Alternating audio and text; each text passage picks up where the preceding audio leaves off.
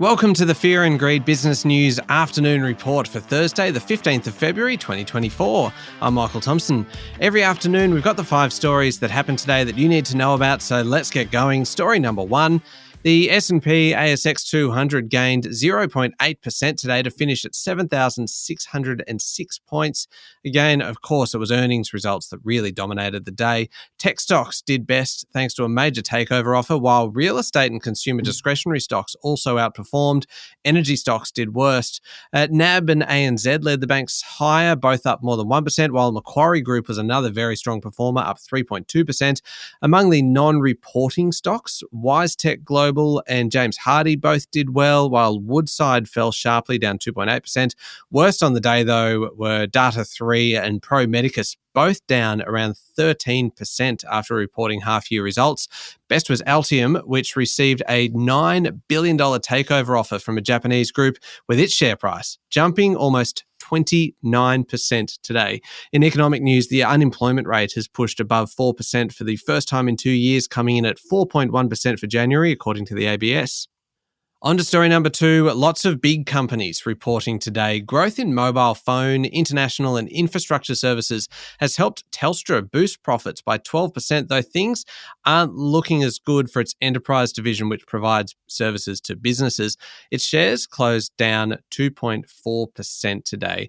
Australia's biggest conglomerate, Wesfarmers, announced a 3% jump in earnings, helped by higher sales at Bunnings and Kmart. Its share price was up more than 4.6%.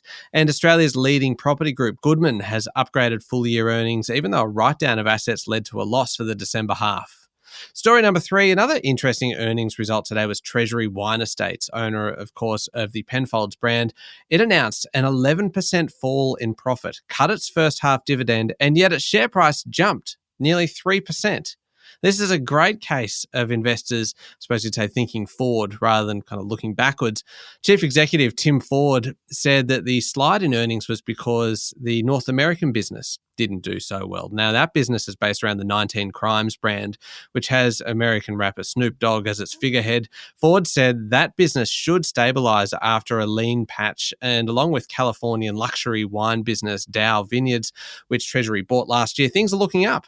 Investors bought into that story, notwithstanding the weak December half. Another bit of information from the results. Ford reckons global prices for top-tier Penfolds wines, think Grange, will jump if China reopens. So, maybe, not giving any advice, but perhaps stock up on that wine now. Story number 4, BHP has decided to take a massive $2.5 billion write-down on its nickel asset in Western Australia, putting in jeopardy thousands of jobs. The big Australian lost a little over $300 million on its WA nickel operation in the December half, thanks to an oversupply of nickel on the global market. Part of the write-down includes the West Musgrave nickel project it purchased as part of its acquisition of Oz Minerals last year.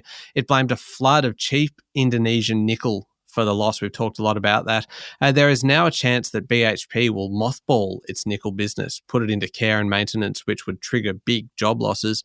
Separately, BHP said it will recognise a charge of $3.2 billion on the deadly Samarco disaster following a court verdict in Brazil last month. At least 19 people were killed in the 2015 Samarco dam tragedy, and owners Vale and BHP were found jointly liable. Its share price fell almost 2% today.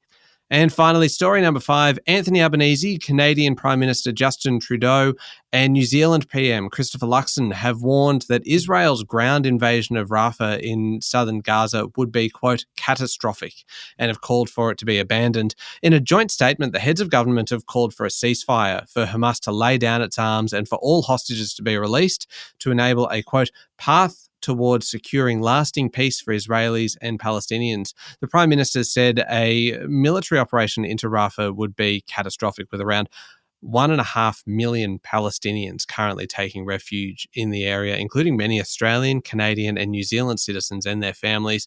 They called for Israel to listen to its friends and it must listen to the international community.